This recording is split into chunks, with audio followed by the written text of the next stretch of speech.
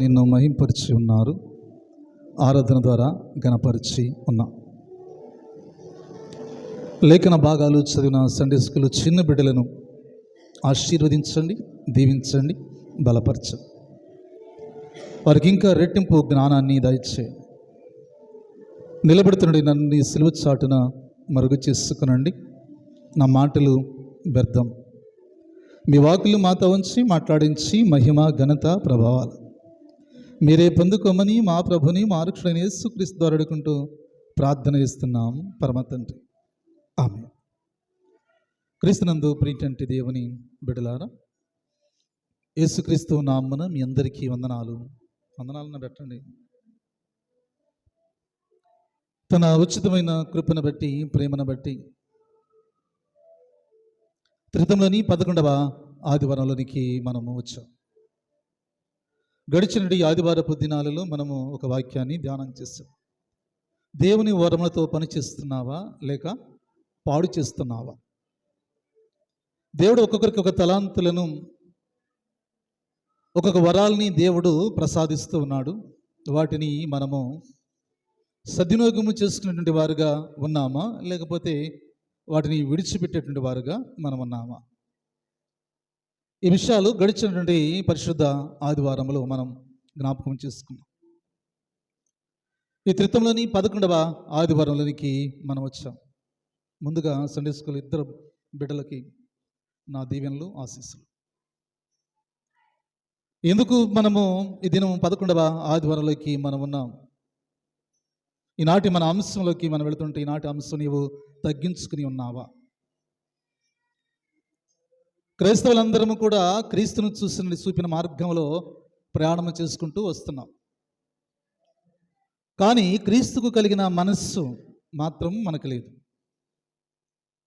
మనము ఆయన సన్నిధిలోకి వస్తున్నాము, ఆయన సహవాసములో ఉంటున్నాము, ఆయన వాక్యాన్ని వింటున్నాము, వాక్యాన్ని భద్రము చేసుకుంటున్నాము. కానీ క్రీస్తుకు కలిగినటువంటి మనస్సు మనకి కలిగి లేదు. అపోస్తలుడైన పౌలు గారు ఈ మాట చెప్తున్నాడు. ఏ మాట చెప్తున్నాడు అంటే, క్రీస్తుకు కలిగిన మనస్సు మీరు కలిగి ఉండడి. నేను క్రీస్తును పోలి నడుచుకున్న ప్రకారం మీరు నన్ను పోలి నడుచుకొనండి. ఈ మాదిరికరమైన జీవితమును, ఈ మాదిరికరమైన మాటలు దేవుడు పౌలు గారి ద్వారా కొన్ని విషయాల్ని మనతో ఈ దినము హెచ్చరిక చేయడానికి ఆయన సిద్ధపడుతున్నట్లుగా మనము చూడగలుగుతున్నాం. క్రైస్తవ జీవితము అనేది మొదటిగా తగ్గింపు జీవితం. మనము తగ్గించుకున్నప్పుడు దేవుడు మనల్ని ఏం చేస్తాడు? హెచ్చిస్తూ ఉంటాడు. కానీ మనము మనుషులము అహంకారమైన స్వభావము కలిగిన వారం. దీన మనస్సు అనేది మనకి కలిగి ఉండదు.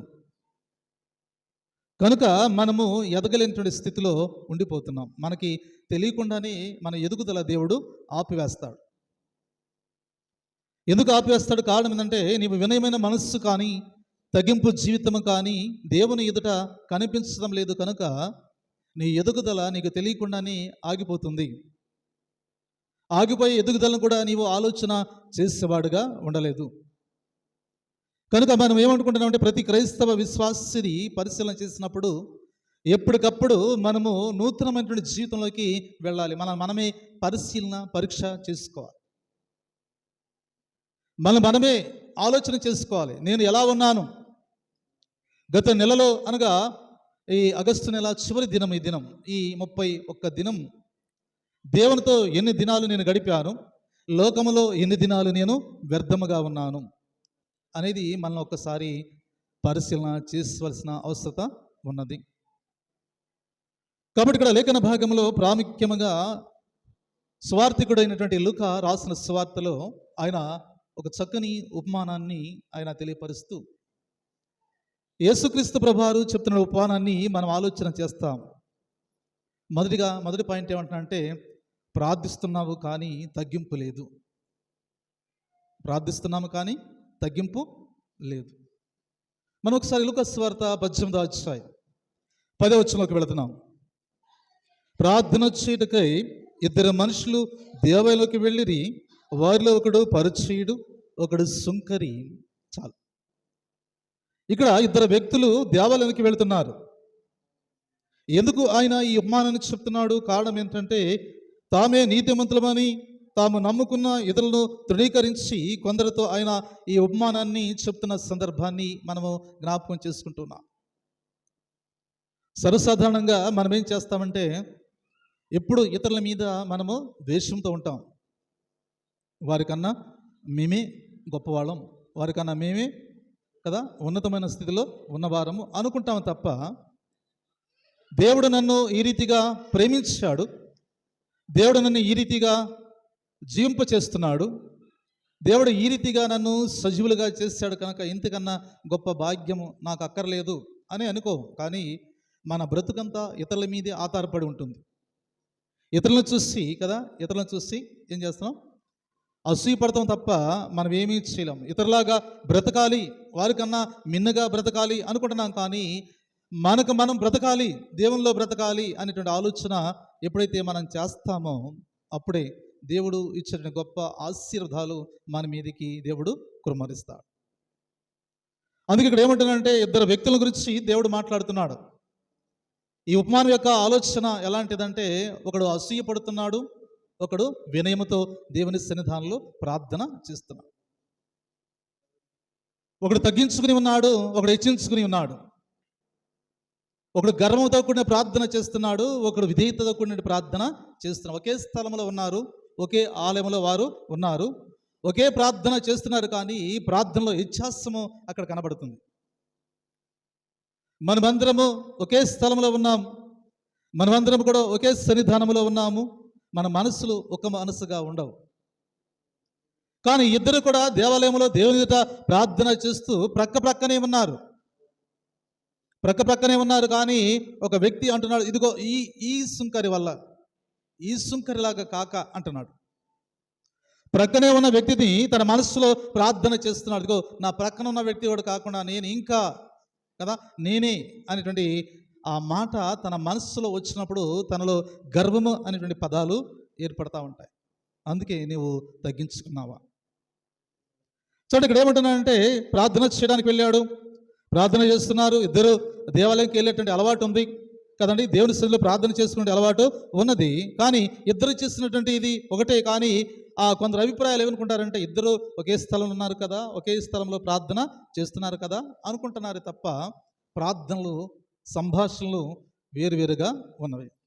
అన్నదమ్ములు ఇద్దరు కూడా అర్పణ అర్పించారు. ఒకే తల్లి గర్భమున జన్మించిన వారు ఇద్దరు కూడా అర్పణ అర్పించారు. కానీ దేవుడు ఒక్క అర్పణే అంగీకరించాడు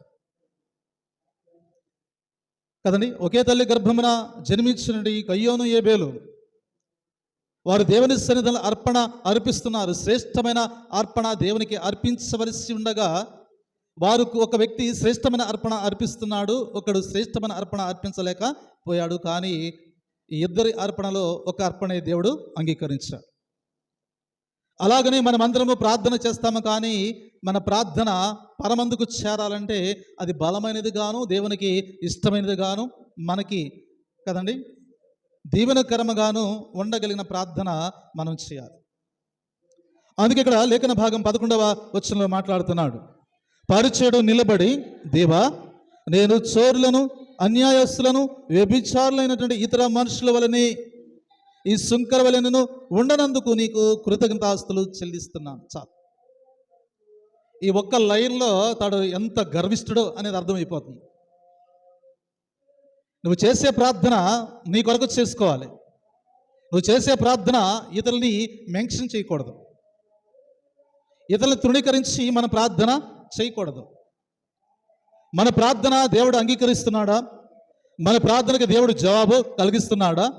మన ప్రార్థన దేవునికి ఇష్టమైన ప్రార్థనగా ఉన్నదా లేదా అనేది పరిశీలన చేసుకోవాలి తప్ప ఈ వ్యక్తి ఏమంటున్నాడంటే, దేవా, నేను సోరులను, అన్యాయస్తులను, వ్యభిచారులంటే ఇతర మనుషుల వల్లే నేను ఉండలేదయ్యా అంటున్నాడు. దేవుడు చేశాడు. దేవుడికి కావాల్సిన ప్రార్థన ఏంటంటే, నేను పాపిని, నా పాపాలని క్షమించి, నా దుర్నీతిని క్షమించి, నా ప్రార్థనకి జవాబు కలిగించయ్యా అని ప్రార్థన చేయవలసిన వ్యక్తులు ఎలాంటి ప్రార్థన పరిచయుడు చేస్తున్నాడంటే, అయ్యా, నేను దొంగతనం చేసేవాడిని కాదు, వ్యభిచారం చేసేవాడిని కాదు, అన్యాయస్తుడని కాదు, ఇతరుల మనుషుల వలె నేనేమన్నా తేలికైన వాడిని కానే కాదు, నేను చాలా గొప్పవాడిని, నీతిమంతుడను, యథార్థవంతుడను అని తనకు తానే గొప్పలు చెప్పుకుంటూ హెచ్చించుకుంటూ దేవుని సన్నిధానంలో ప్రార్థన చేసి అక్కడికి ఏమంటున్నాడంట, ఈ సుంకర వలె ఉండనందుకు నీకు కృతజ్ఞతాస్తులు చెల్లిస్తున్నాను. ఎప్పుడైనా చేస్తారా మీరు ఈ ప్రార్థన? చెప్పాలి, అబద్ధం ఆడకుండా చెప్పండి. ఎప్పుడైనా చేసే ఉంటారు నీ మనస్సులో, వాడేంది ఇలా సంపాదిస్తున్నాడు కదండి, నేనేంది ఇలా ఉన్నాను, నా కుటుంబం ఏంది ఇలా ఉంది, పద్దాక ప్రార్థనకి వెళ్తాను, ఎంత ప్రార్థన చేస్తున్నా నాకు దేవునికి ఆశీర్వాదాలు రావటం లేదేంది అని అనుకోవచ్చు. కానీ దేవుని ఆశీర్వాదాలు వచ్చే సమయమందు దేవుడు ఖచ్చితంగా మనల్ని ఎత్తుక్కుంటూ వచ్చి ఇస్తాడు. అప్పటి వరకు మనం ఏం చేయాలంట, నిరీక్షణ కలిగి ఉండాలి. కాబట్టి ఇక్కడ ఆయన ఎలాంటి ప్రార్థన చేస్తున్నాడు అనేది మనం జ్ఞాపకం చేసుకుంటే కిందంటున్న మాట మనం చూస్తాం. 12వ వారానికి 2 మార్లు ఉపవాసము చేయొచ్చు, నా సంపాదన అంతటిలో 10వ వంతు చెల్లిస్తున్నానని తమలో తాము ప్రార్థిస్తూ ఉండేను. తన మనసులో అనుకుంటున్నాడు. ఇద్దరు వ్యక్తులు కూడా దేవాలయంలో నిలబడ్డాడు, ఇద్దరు వ్యక్తులు ప్రార్థన చేస్తున్నారు, ఇద్దరు ఒకే స్థలంలో ఉన్నారు. ఒకరు ఎలా ప్రార్థన చేస్తున్నారంటే ఆయన ఏమంటున్నాడు, నేను సోదరులను అన్యాయస్తులను వ్యభిచారుల వల్లే ఇతర మనుషుల వల్లే ఈ సుంకర వల్లే ఉండనందుకు నీకు కృతజ్ఞత చెల్లిస్తున్నాను. అక్కడ మరలా ఏమంటున్నాడంటే వారానికి 2 మార్లు నేను ఉపవాసము ఉంటున్నాను కదా. మరలా ఏమంటున్నాడు, నా సంపాదన అంతటిలో 10వ వంతు చెల్లిస్తున్నానని తమలో తాము ప్రార్థించిన. 10వ వంతు చెల్లించినంత మాత్రాన నీకు ఆశీర్వాదాలు రావు, నీలో తగ్గింపు లేకపోతే. నువ్వు ఉపవాసం ఉంటే ప్రయోజనం అయితే ఉండదు కదా. వాడేం ఉపవాసం ఉండడు, నేనైతే ఉపవాసం ఉంటున్నాను, వాడైతే 10వ వంతు ఇవ్వడు, నేను 10వ వంతు ఇస్తున్నాను, వాడికన్నా నేనే గొప్పవాడినయ్యా అని తను తానే గర్వముతో హెచ్చించుకుని దేవుని సన్నిధానంలో ప్రార్థిస్తున్నాడే తప్ప తన మనసులో వినయము విధేయత అనేది దేవుడు చూసినప్పుడు ఆయనకి కనబడలేదు. కానీ ఇక్కడ ఇంకొక వ్యక్తిని మనం చూస్తూ ఉంటాం. ఈ వ్యక్తి ఎక్కడున్నాడు అంటే, అయితే సుంకరి దూరముగా నిలబడి ఆకాశం వైపు కన్నులెత్తుటకను ధైర్యము చాలక రొమ్ము కట్టుకొనొచ్చు, దేవా పాపినైన నన్ను కరుణించమని పలికెను. ఆయన ఒకే ఒక్క ప్రార్థన చేశాడు. ఈయన చాలా పెద్ద ప్రార్థన చేశాడు. ఈయన ఒకే ఒక్క ప్రార్థన చేశాడు. ఆ ప్రార్థన ఏంటంటే ఆకాశం వైపు కనులెత్తి చూడడానికి కూడా ధైర్యము చాలక ఏమన్నా తన గుండెలను బాదుకుంటూ ఆయన చేస్తున్న ప్రార్థన ఏంటంటే, దేవా నేను పాపినైనా నన్ను కరుణించు అని చెప్తున్నాడు. ఆయన చేసినది చిన్న ఒక లైనే. ఈ ఒక్క చిన్న లైన్కి దేవుడు ఎంత గొప్ప ప్రార్థనగా ఆయన ఆ శిష్యులతో మాట్లాడుతున్నాడంటే ఈ ప్రార్థన గురించి నేను మాట్లాడుతా ఉన్నాను. అందుకే తను తాను తగ్గించుకున్న వాడు ఏం చేస్తాడంట, హెచ్చించబడతాడు. కాబట్టి దేవుని బిడ్డలారా, దేవుని యొక్క వాక్యాన్ని వింటున్నటువంటి మనము మన జీవితాలలో మన ప్రార్థన దేవునికి ఇష్టముగా ఉన్నదా లేదా అనేది మొట్టమొదటగా మనం దాన్ని పరిశీలన చేయాలి. నేను ఎందుకు ప్రార్థన చేస్తున్నాను, నాకేం కావాలి, నాకు కావలసినది ఆయన దగ్గర ఉందా లేదా, ఉందని నమ్మాలి. ఆయన దగ్గర అన్నీ ఉంటాయి, లేనిది ఏది లేదు. ఆయన దగ్గర అన్నీ ఉన్నాయి, కానీ అడిగే విధంలో అడిగితే కదండి, అడిగే విధంలో అడిగితే ఏం చేస్తాడంట, ఇస్తాడు. అడిగే విధానము మర్చిపోయి రెక్లెస్గా నువ్వు అడిగితే ఇస్తాడు ఎవడైనా? ఎవడు. మనకి ఒక 100 రూపాయలు అవసరం కదా, 100 రూపాయలు అంటే ఇస్తాడా? అయ్యో కొంత అవసరపడింది, ఒక 100 రూపాయలు ఇవ్వండి, నేను రేపు కానీ ఎల్లుండి కానీ ఇస్తాను అంటే ఎవడైనా ఇస్తాడు. అలా కాకుండా 100 తర్వాత చూసుకుందాం అంటే ఎవడైనా ఇస్తాడండి? ఎవడే ఇవ్వడు. ప్రార్థన కూడా అలాంటిదే. ఎందుకంటే మనము ప్రార్థించేటప్పుడు దేవుని మనస్సును ఎరిగి ప్రార్థన చేయాలి. దేవుడు నాకు ఇది ఇస్తాడు, ఖచ్చితంగా అడిగితే ఆయన ఇది ఇస్తాడు అనేటువంటి నమ్మకం కలిగి మనం ప్రార్థన చేస్తే దేవుడు ఆ ప్రార్థనకి ఏం చేస్తాడంటే జవాబుని కలిగిస్తాడు. అందుకే ఇక్కడ ఆయన మాట్లాడుతున్నాడు. ఈ మాట మనం అక్కడ చూడగలుగుతున్నాం. ఏమని మాట్లాడుతున్నాడు ఒకసారి మనం ఆలోచన చేస్తున్నప్పుడు అక్కడ ఆ ప్రభువే మాట్లాడుతున్నాడు. ఇతని కంటే కదండి, అతని కంటే ఇతడు నీతిమంతుడుగా తీర్చబడి తాను అంటే తన ఇంటికి వెళ్ళినని మీతో చెప్పుచున్నా. ఈ మాటలు ఎవరితో చెప్తున్నారు? శిష్యులతో మాట్లాడుతున్నారు. శిష్యులు అనుకుంటున్నారు నేనే నీతిమంతుడిని, నేనే ప్రభు దగ్గర ఉన్నాను, నేనే యథార్థవంతుడిని అనుకుంటున్నావు తప్ప నిన్ను గురించి నీవే అనుకోవడం తప్పు. నిన్ను గురించి ఎవరు సాక్ష్యం చెప్పాలా? ఎవరు చెప్పాలండి? మనం మంచోళమా చెడ్డోళమా అనేది మనుషులు చెప్తారు, లేకపోతే దేవుడు చెప్తాడు. కాబట్టి ఇక్కడ ఎవరు కూడా అంటే తను తానే హెచ్చించుకున్నాడు. ఇదిగో నేను సూర్యుని గాను, అన్యాయస్తులు గాను, వ్యభిచారిని గాను, ఇతర మనుషుల వలె ఉండక ఈ సుంకర వలె ఉండనందున నీకు కృతజ్ఞత చెల్లిస్తున్నాను. నువ్వు చేసే ప్రార్థన నువ్వు చేసుకోవాలి, కానీ పక్క వాళ్ళతో నీకేం పని కదండి. నువ్వు చేసే ప్రార్థన నువ్వు చెయ్యి. నువ్వు ఏడుపేదో ప్రభు దగ్గర ఏడు, ఇతరుల మీద ఎందుకు సణుక్కుంటాం, ఏడవటం? అందుకే ఆయన అంటున్నమాట, నీవు బలిపీఠం దగ్గర అర్పణ అర్పించే ముందు నీ మనస్సులో ఎవరి మీద విరోధము కలిగిందని ఆ స్థలం నీకు గుర్తొచ్చినప్పుడు నువ్వు వెళ్ళి వారితో సమాధాన పడి వచ్చి ఇక్కడ అర్పణ అర్పించాలి. అది దేవుడు యొక్క నియమము, దేవుని యొక్క ఆశీర్వాదాలు వస్తాయి. అక్కడేం బాగా పాటలాడొచ్చి ఇక్కడ ప్రభువా నన్ను క్షమించయ్యా అంటే నువ్వు ఎన్నిసార్లు ప్రార్థన చేసినా దేవుడు క్షమించు.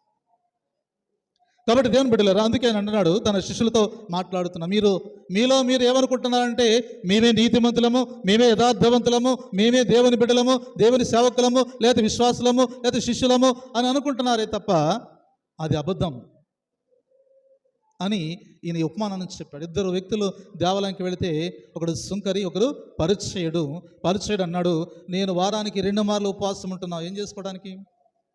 ఎవరు చూస్తానికి? మనుషులు చూస్తానుక? మనుషులు చూసే ఉపవాసము దేవునికి అయిష్టం. మీరు ఉపవాసం ఉన్నప్పుడల్లా ఏం చేయాలంట కదా, మన శుక్రవారం రోజు మీతో మాట్లాడాను. మీరు ఉపవాసం ఉన్నప్పుడు ఎలా ఉండాలంట, మీరు ఉపవాసం ఉన్నప్పుడు ఇతరులకి కూడా తెలియకూడదు. మీ గది తలుపులు మోసుకుని ప్రభు దగ్గర కన్నీరు కార్చి మీరు ప్రార్థన చేయాలి. కానీ నేనేమంటున్నాడు బహిరంగంగా, అయ్యా నేను వారానికి 2 మార్లు ఉపవాసం ఉంటున్నాను. రోజు ఉండొచ్చుగా, 2 మార్లు ఎందుకున్నావు? నేను నా రాబడి అంతటిలోని 10వ వంతు నీకు ఇస్తున్నాను. నేను ఈ పరిచయనక ఈ సుంకర కంటే నేనే గొప్పవాడని అని చెప్తున్నాను. గర్వపడుతున్నటువంటి ప్రార్థన దేవునికి అయిష్టం. కాబట్టి దేవుని బిడ్డలారా, దేవునికి వాక్యాన్ని వింటున్న మనం ఏంటంటే, సుంకర్ని ఏం చేశాడు? తృణీకరించాడు, కానీ ఆయన గర్వపడ్డాడు. కానీ దేవుని దృష్టిలో సుంకరి నీతిమంతుడిగా తీర్చబడ్డాడు.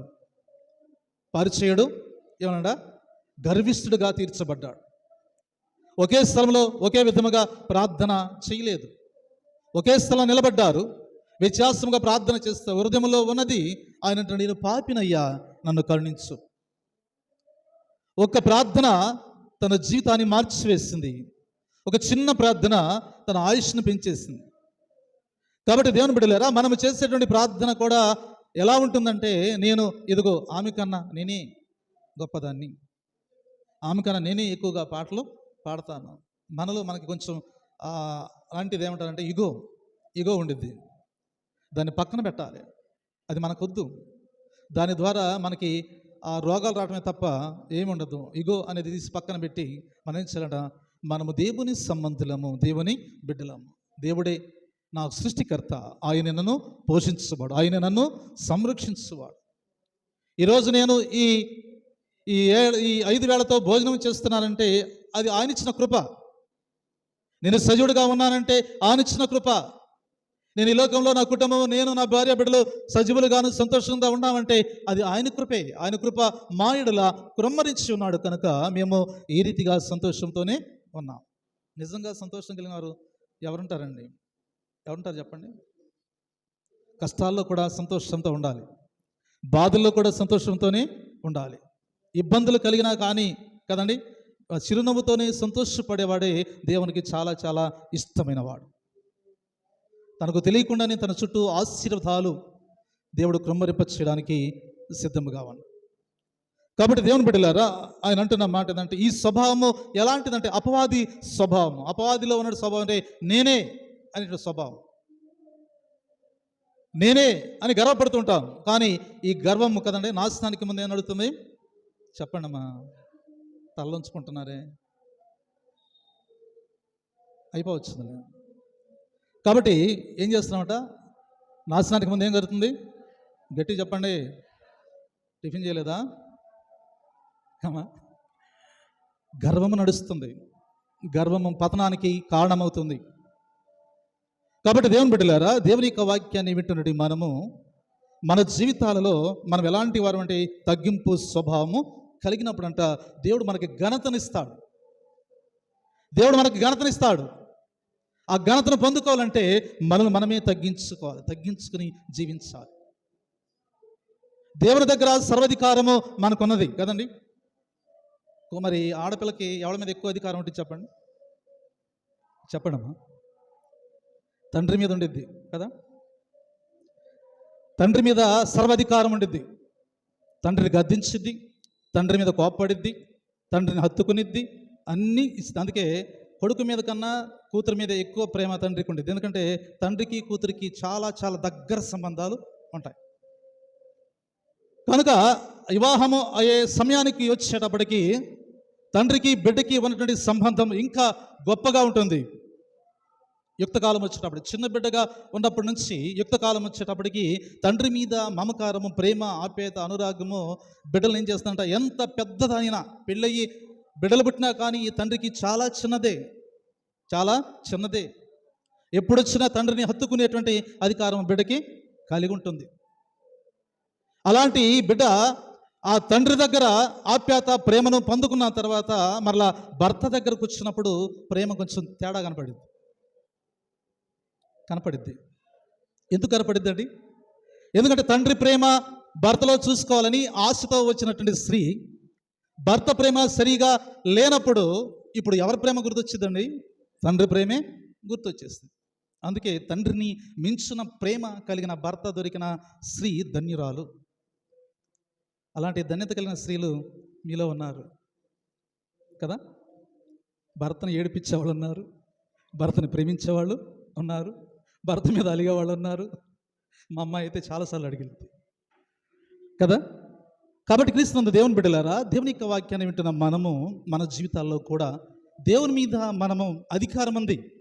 ఆయన మన తండ్రి, ఆయన ప్రేమించేవాడు, ఆదరించేవాడు, హక్కును చేర్చుకునేవాడు, నీ పాపాలు, నీ తప్పులన్నిటిని కూడా క్షమించగల సమర్థుడైనటువంటి దేవుడు ఉండగా ఆయన ఏమంటున్నాడు? మీలో ఒక్కడు కూడా నీతిమంతుడుగా నాకు కనిపించడం లేదు, వారు చేసిన ప్రతి ప్రార్థన వ్యర్థమైనది అని చెప్తున్నాడు.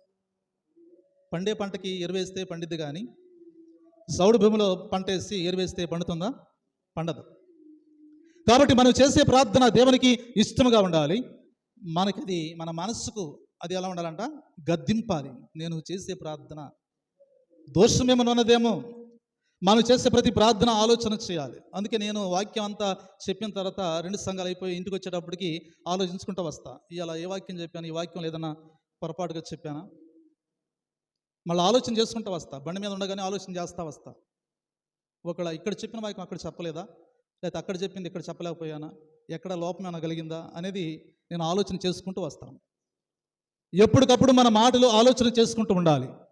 మన ప్రార్థన కూడా ఎప్పటికప్పుడే ఆలోచన చేసుకుంటూ వెళ్ళాలి. నిజంగా నేను దేవుని సన్నిధానంలో ఎలా ఉన్నాను, ఎలా ప్రవర్తించాను, నా మాటలు, నా దుడుకుతనము, నా ఆలోచన, నా సమాధానము నాకు ఎలాగున్నది, లేకపోతే దేవునికి ఎలా ఉన్నది అనేది పరిశీలన చేసుకోగలిగితే మనకన్నా ధన్యులు ఎవరు లేరు.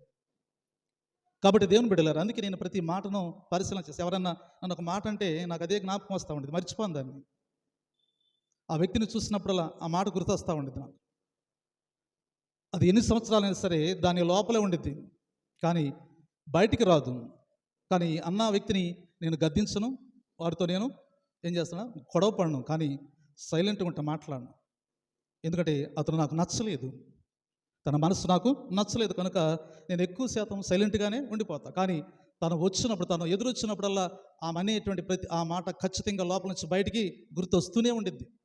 పైకి పలకరిస్తున్నా లోపల మాత్రం అది ఖచ్చితంగా ఉండిద్ది. కాబట్టి దేవుని బిడ్డలారా, దేవుని యొక్క వాక్యాన్ని వింటున్న మనము అలాంటి మనస్సు, అలాంటి స్వభావం, మనమే పరిశీలన చేసుకున్నటువంటి వారుగా మనం ఉండాలి. ఇతరులు కాదు మనం పరిశీలన చేసేది. అందుకే బైబిల్ ఏమందంటే, నీ కంటిలో దూలాన్ని పెట్టుకుని ఎదుటి కంటి వాళ్ళు నలుసును ఎతుకుతున్నావు, కానీ ఇంత దూలం నీ దగ్గర ఉంది ఎవడు చెప్పలేదా నీకు కదా. అందుకే ఒక ఏళ్ళు నీ అంక చూపిస్తే ఎన్నేళ్ళు నా అంక చూస్తున్నాయి? 4 ఏళ్ళు చూస్తున్నాయిగా. మరి ఒక ఏళ్ళు కన్నా 4 ఏళ్ళు గొప్పవి కదా. నలుగురు నిన్ను ఆడిపోసుకుంటుంటే నువ్వు నన్ను ఒక్కదాన్ని ఆడిపోసుకుంటున్నావు, నేను ఇంకా నలుగురు ఆడిపోసుకుంటున్నారు కదా. అప్పుడు నీకన్నా నేనే గొప్పవాడిని కదా. కాబట్టి దేవుని బిడ్డలారా, అందుకే ప్రార్థన అనేది మనము హెచ్చించుకుని చేసుకోకూడదు. తాను తగ్గించుకుని ప్రార్థన చేయాలి. మనస్సు కరిగేటువంటి ప్రార్థన చేయాలి. జాలికి పట్టాలి, ప్రభువుకి మన మీద జాలి కలగాలి కదండి. జాలి కలిగి ప్రార్థన చేయాలి. మనం కన్నీరు కార్చినప్పుడు ప్రభు ఏం చేస్తాడంట? జాలితో మన వైపు చూస్తాడు. అయ్యో నా బిడ్డలు కన్నీరు కార్చి ప్రార్థన చేస్తుంటే వారి వేదన వారి బాధ నేను ఆలకించాలి అనేటువంటి ఆలోచన అది కలిగి తన మనస్సు మన వైపు తిప్పుకున్నప్పుడు మనము దేవుని సన్నిధానములో ఎన్ని ఆశీర్వాదాలు పొందుకుంటామంటే అన్ని గొప్ప ఆశీర్వాదాలు మనము పొందుకుంటాం. కాబట్టి దేవుని బిడ్డలారా, అందుకే మనం ప్రార్థించినప్పుడు ఆయనకి ఇష్టమైన ప్రార్థన చేస్తే ఏం కలుగుతుందంటే మనకి ఘనత కలుగుతున్నది అని చెప్తాం. రెండవ విషయాన్ని జ్ఞాపకం చేస్తున్నాను. పత్రిక పాఠ్యభాగంలో అపోస్తలుడైన పౌలు కొరింథీ సంఘానికి ఆయన ఒక ఉత్తరాన్ని రాసి ఆ ఉత్తరంలో ఆయన అంటున్న మాట ఏంటంటే 9వ వచనాన్ని చదువు. 15వ అధ్యాయము 9వ వచనం. ఉమ్, ఉమ్, ఉమ్, ఉమ్. చాలు. ఎవరైనా ఈయన కదండి, ఈయన సౌలు, మన సౌలు కాదు, ఆ సౌలు. ఆయన సౌలు కదండి, యూదుడు. ఆయన కూడా మతనిష్టం కలిగినటువంటి యూదుడు. సన్హెడ్రిన్ సభలో ఒక సభ్యుడు. ఆయన కూడా క్రైస్తవ విశ్వాసంలో ఉన్నటువంటి ప్రతి వ్యక్తిని కూడా ఓసకోత కోస్తున్నటువంటి సమర్థుడు, బలవంతుడు, బలాజ్యుడు. అతను చూస్తే భయం కలిగింది. క్రైస్తవులు ఎవరికైనా సరే అతను ఎదురుపడ్డాడంటే బైబిల్ తీసుకుని వెనక పెట్టేసుకుంటారు. అలాంటి సమర్థుడైనటువంటి సౌలు యొక్క జీవితంని ఎంతమందిని హింసించాలంటే అంత గొప్ప మరి సేవకులనేంది, విశ్వాసులనేంది, క్రైస్తవుడిగా పిలువబడిన ప్రతి వాడిని కూడా ఓసుకోత కోసుకుంటూ వెళ్ళిపోయాడు. అలాంటి వ్యక్తి హృదయం ఎలా ఉంటుందండి? కఠినమైన హృదయముగా ఉన్నటువంటి ఒక వ్యక్తి. ఆ వ్యక్తితో దేవుడు మాట్లాడుతున్నాడు. చూడు, ఆ వ్యక్తి ఎలాగో తాను తగ్గించుకున్నాడు. గర్వముగా ఉన్నాడు. నాకు ఎవడో ఎదురులేడు, ఎవడరా నాకు ఎదురు కదండి, ఎవడరా క్రైస్తవుడు ఇక్కడ అని బహిరంగముగా వ్యతిరేకముగా మాట్లాడినటువంటి ఆ యొక్క సౌలుగా ఉన్న దినాలలో ఆయన చాలా చాలా బలవంతుడుగా ఉన్నాడు. కానీ దేవుని యొక్క దర్శనాన్ని పొందుకున్నటువంటి సౌలు యొక్క జీవితం ఎలా ఉందంటే, ఎంత బలవంతుడైన సలిసీమల చేతిలో చిక్కితే ఏమవుతాడు? చనిపోతుంది కదా. ఎంత బలమైన సర్పమైనా, మనం చిన్నప్పుడు పద్యాలు చదువుకున్నాం తెలుగు వచనంలో, తెలుగు వాచకంలో కదా. ఎంత బలమైన సర్పమైన సలిసీమల చేతులు చిక్కితే సావదే సుమతి. సరిపోకుండా ఉంటుందా? ఎంత గర్విష్ఠుడైనా, ఎంత బలవంతుడైనా, ఎన్ని ఘోరమైన నేరాలు చేసిన వాడినైనా దేవుడు ఏం చేస్తాడంట? ఒక్క దర్శనము ద్వారా తన జీవితాన్ని, అతలాకుతలం అయిపోయిన జీవితాన్ని దారిలో పెట్టడానికి దేవుని యొక్క దర్శనం అతనికి కనిపించినట్లుగా మనం చూస్తూ ఉంటాం. అందుకే సౌలుతో దేవుడు మాట, సౌలా సౌలా ఎందుకు నీవు నన్ను హింసిస్తున్నావు? దేవుని మనసు తట్టుకోలేకపోయింది. తన బిడ్డల ఆత్మలు అరుస్తున్నాయి, కేకలు వేస్తున్నాయి. తన ఖడ్గానికి బలైపోయి ఆ ప్రతి విశ్వాసి ఆత్మ కేక వేస్తుంటే మానవునికి దేవుని యొక్క హృదయము తల్లడిల్లిపోతుంది. తట్టుకోలేక సౌలు దగ్గరికి డైరెక్ట్గానే ఆయన వచ్చేస్తాడు. సౌలా సౌలా ఎందుకు నన్ను హింసిస్తున్నావు? ఎవరినైనా నువ్వు హింసిస్తున్న యేసుని నేనే. దేవుడు దర్శనము ద్వారా స్వరం మాత్రమే వినబడుతుంది, కానీ సౌలు యొక్క జీవితం ఎలా ఉందంట? అంధకారం అయిపోయింది. నేత్రాలు బాగా ఎర్రగా చూసి, గుడ్డులు బాగా పెద్దగా చూసి మనుషుల మీదకి వచ్చేటువంటి వ్యక్తి ఏమైపోయాడంట? ఇప్పుడు ఏమైపోయాడు? కళ్ళు కనపడలేని స్థితికి వచ్చేసాడు. చేతులతో తవుళ్ళాడుకుంటున్నాడు, ఎక్కడున్నారా మనుషులని. ఆ స్థితికి దేవుడు రప్పించాడు. దీనికి కారణం ఏంటంటే, నీలో ఉన్నటువంటి గర్వము నేనేం చేస్తున్నట? నాశనానికి దారి తీస్తుంది. గర్వము కలిగిన సౌలు యొక్క జీవితాన్ని పౌలుగా మార్చినటువంటి దేవుడు ఆయనే. కనుక ఆయన ఇప్పుడు ఏమంటున్నాడంటే, రెండవ మాట ఆయన అన్నాడు, 9వ వచనంలో మాట్లాడుతున్న మాట ఏంటంటే, ఆయన మాట్లాడుతున్నాడు చూడండి. ఏలయనగా నేను అపోస్తుల అందరిలో తక్కువవాడను, దేవుని సంఘమును హింసించినందుకున్న అపోస్తులకు యోగ్యుడు.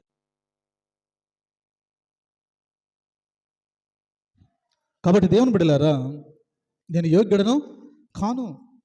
అంత గొప్ప వ్యక్తి కూడా ఏమైపోయాడంట? గనుడైనటువంటి సౌలు తగ్గించుకున్నాడు, పౌలుగా మార్చబడ్డాడు. ఘనతను పొందినటువంటి సౌలు ఇప్పుడు ఏమన్నాడ? పౌలుగా మారిన తర్వాత తను తానే తగ్గించుకున్నాడు. నేను యోగ్యుడను కాను అంటున్నాడు.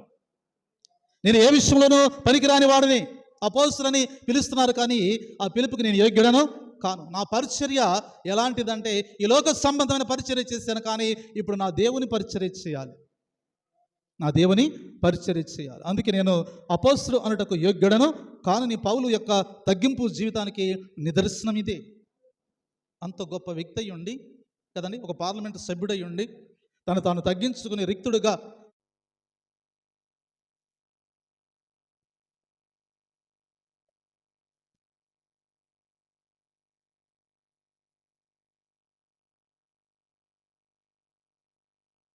కాబట్టి క్రీస్తునందు ప్రియమైనటువంటి వారలారా, దేవుని యొక్క వాక్యాన్ని వింటున్నది మనము సౌలు యొక్క జీవితాన్ని దేవుడు ఏ రీతిగా మార్చాడో మనం ఒకసారి ఆలోచన చేద్దాం. 15వ రోమపత్రిక 15వ అధ్యాయం 19వ వచనాన్ని చదువుకుందాం. రోమపత్రిక 15వ అధ్యాయం 19వ వచనం.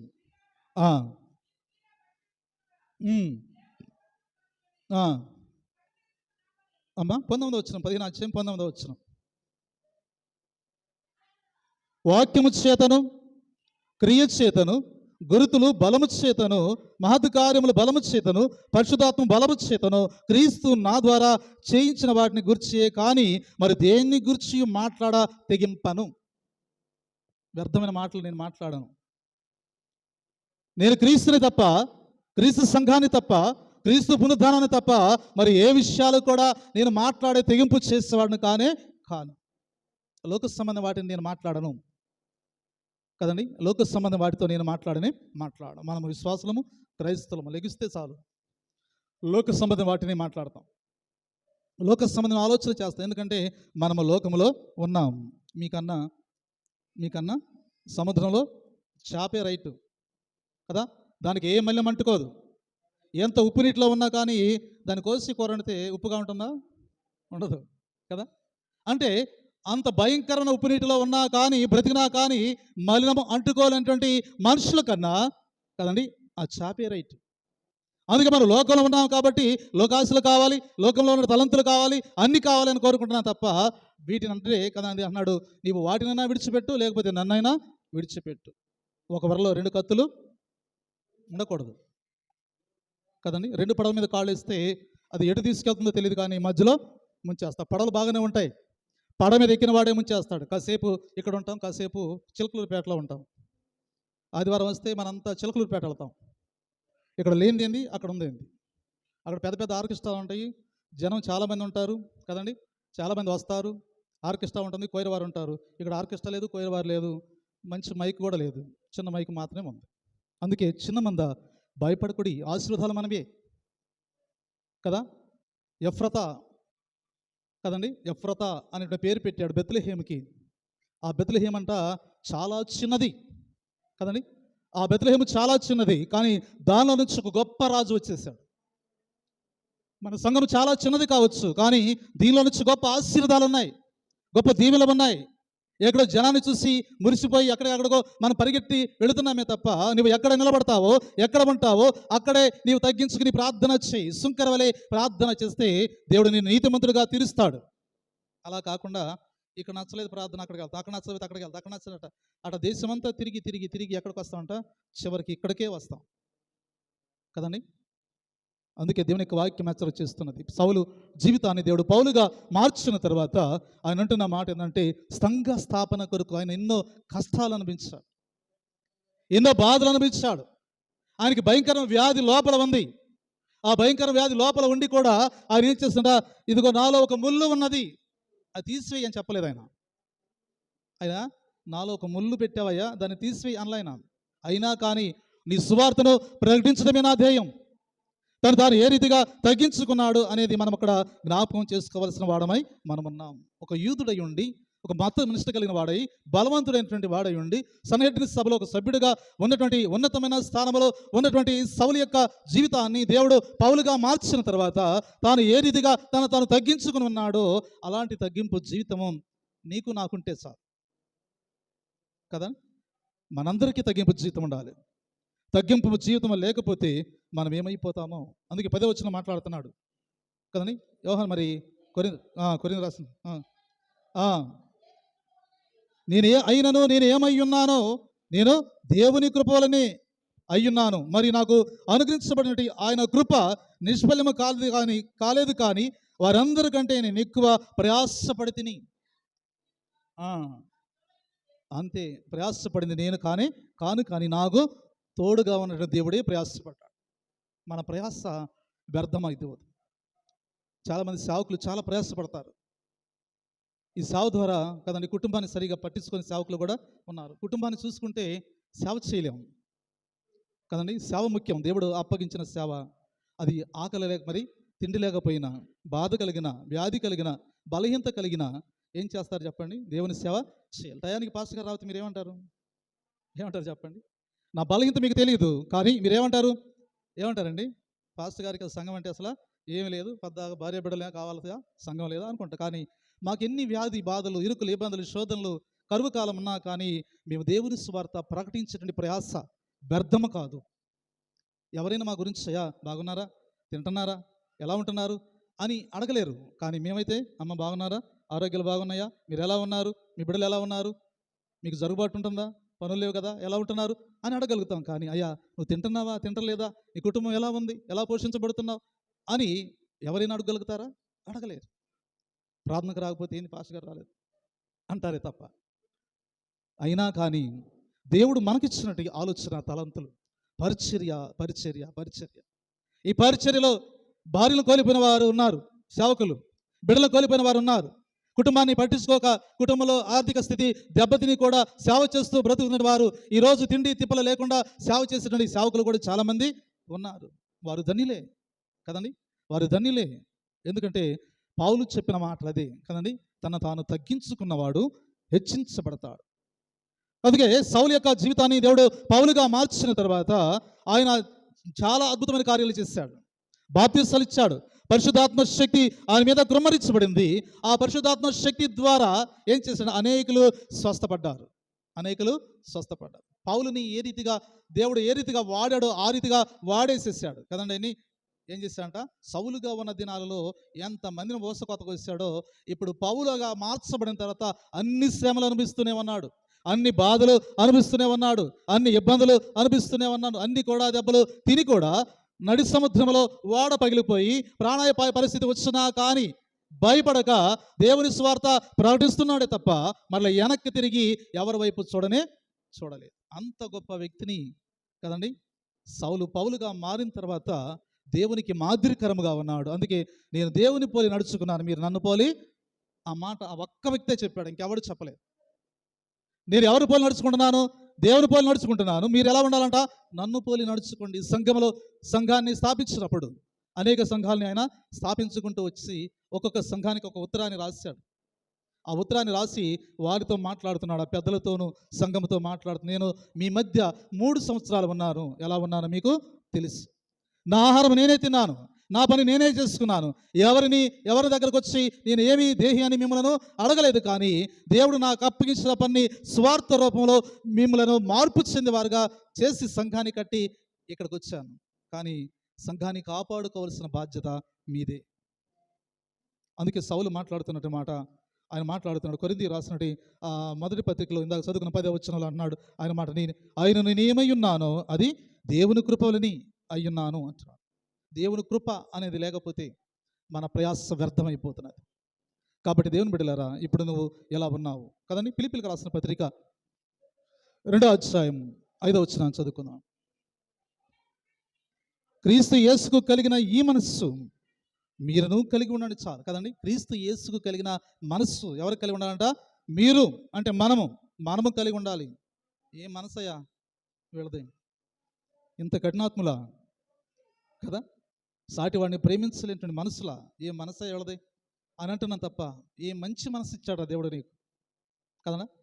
మంచి మనస్సు ఎక్కడి నుంచి వస్తుంటే ఇతరు కష్టంలో దుఃఖంలో ఉన్నప్పుడు మనము కన్నీరు కారుస్తామే, అది మంచి మనస్సు, అదే దేవుడిచ్చిన మనస్సు. ఎవరైనా బాధల్లో ఉండి ఇబ్బందుల్లో ఉండి కుటుంబ పోషణ సరిగా లేక కన్నీరు కార్చినప్పుడు వారితో పాటు మనం కన్నీరు కారుస్తామే, అదే దేవుని మనస్సు. ఆ మనస్సు మనం కలిగి ఉన్నప్పుడు, ఆ ఆలోచన మనం కలిగి ఉన్నప్పుడు ఆ కుటుంబానికి మేలు జరుగుతుంది మన ద్వారా కదండి. ఒక కుటుంబానికి మన ద్వారా మేలు జరిగినప్పుడు మనం సంతోషపడాలి. అందుకే ఈ క్రీస్తు కలిగిన మనస్సు మీరు కలిగి ఉండండి. ఎట్లా కలిగి ఉండండి? మాటల్లోనూ, క్రియల్లోనూ, ప్రవక్తల్లోనూ, నడవడికల్లోనూ కలిగి ఉండాలి. అలా కలిగి ఉన్నప్పుడు ఏంటంట మనం తగ్గించుకున్న వారుగా ఉంటాం. మనం తగ్గించుకుంటే ఏమని చేస్తాడంటే దేవుడు మనల్ని హెచ్చిస్తాడు. మనం తగ్గించుకున్నప్పుడు దేవుడు మనల్ని హెచ్చిస్తాడు. బైబిల్ చెప్తున్న మాట అదే. మనమే తగ్గించుకుంటే దేవుడు ఏం చేస్తాడు? ఇదిగో నేను ఎంత తగ్గించుకున్నాను తెలుసా, ఇటు వరకు వాళ్ళనైతే ఈ పాటికి నీ పరిస్థితి బాగానే ఉండేది, ఎంత తగ్గించుకున్నాను తెలుసా, అది కూడా చెప్పాలా కదా. నన్ను నేనే తగ్గించుకున్నాను, ప్రభువుకి నాకు తప్ప మరెవడికి తెలియదు కదండి. కాబట్టి దేవుని బిడ్డలారా, దేవుని యొక్క వాక్యాన్ని వింటున్నాం మనం మన జీవితాల్లో కదండి. చాలా విషయాల్లో చాలా కాపుల మీదకి వస్తారు, సంఘస్థులు సంఘ పెద్దలు వస్తూ ఉంటారు గొడవకి, కానీ ఏమీ చేయలేడు. తిట్టగల శక్తి ఉంది, తిట్టగలుగుతాడు కదండి. కొట్టగల శక్తి ఉంది, కొట్టగలుగుతాడు, కానీ మౌనముగా ఉంటాడు. ఎందుకనండి చెప్పండి అమ్మా. ఎందుకంటే నిబంధన, దేవుడితో నిబంధన చేసుకున్నాం కదండి. వయసు చిన్నదైనా పెద్దదైనా మనం ఎలాంటి వారు అంట, 80 సంవత్సరాల ముసలివారితో సమానమే. అంటే 80 సంవత్సరాల ముసలివాడి యొక్క శరీరంలో ఉన్నటి ఆ వయసులో కోపతాపాలు 80 సంవత్సరాలు వచ్చేటప్పుడు కోపతాపాలు ఉండవు. పిల్లవారి మనసు వలె ఉంటారు, తను తానే తగ్గించుకుంటారు. శరీరం సహకరించదు, ఎవరి మీద గొడవ వెళ్ళడానికి వీలు లేదు. అలాగే మేము కూడా శరీరం సహకరించదు, ఎవరి మీదకి గొడవకి వెళ్ళలేము. ఎందుకంటే దేవుడు అన్నిటినీ బంధించి వేసాడు, ఒక నోటిని తప్ప. అంటే ఈ స్వరము ఆని కొరకు పని చేయాలి. కాబట్టి దేవుని బిడ్డలారా, దేవుని యొక్క వాక్యాన్ని వింటున్న మనము మన జీవితాల్లో కూడా మనల్ని మనము తగ్గించుకుంటే అప్పుడు ఏం చేస్తామంట, మనం హెచ్చించబడతాం. చివరిగా లూకాసు వార్త 10వ అధ్యాయము 13, 14 వచనాలు చదువుకున్నాం. లూకాసు వార్త 10వ అధ్యాయం. ఉమ్, ఉమ్, ఉమ్, ఉమ్.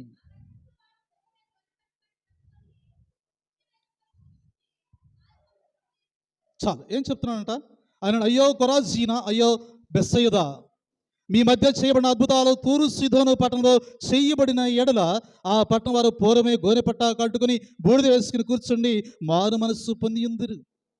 మీలో చేసిన అద్భుతాలు అక్కడ చేస్తే ఈ పాటికి ఎప్పుడో మారు మనసు పొందేవారు, కానీ మీరు మారు మనసు పొందలేదు. అందుకే ఇక్కడ చక్కని మాట కింద వచ్చిన అన్నాడు, ఆయనను విమర్శ కాలమందు మీ గతి కంటే తూరు సీదోను పట్టణంలో గతి ఓరవదగినదై ఉన్నది. ఓ కపెర్నహూమ, ఆకాశం మట్టుకు హెచ్చించబడిన ద్వారా నువ్వు పాతాళం వరకు దిగిపోతావు. నువ్వు ఎంత హెచ్చించుకున్నావో దేవుడు ఏం చేస్తున్నాడు, అంత కిందకి పాతాళానికి దించి వేస్తాడు. అందుకే మనం హెచ్చించుకోవద్దు, తగ్గించుకుందాం. వినయం విధేయత కలిగి విశ్వాసంతో ముందుకు వెళ్ళడానికి ప్రయత్నించేద్దాం. దేవుడు చెప్పిన మాట అంటే, నువ్వు తగ్గించుకున్నావా? తగ్గించుకుంటే సుంకర వలె ప్రార్థన చేయి. ఒకవేళ తగ్గించుకోకపోతే పరిచయం వలె ప్రార్థన చేయి. అయా, వారానికి 2 మార్లు నేను ఉపవాసం ఉంటున్నాను, నా రాబడిలో దశంభాగం నేను ఇస్తున్నాను. ఎవడేమన్నాడు నీకు దశంభాగం?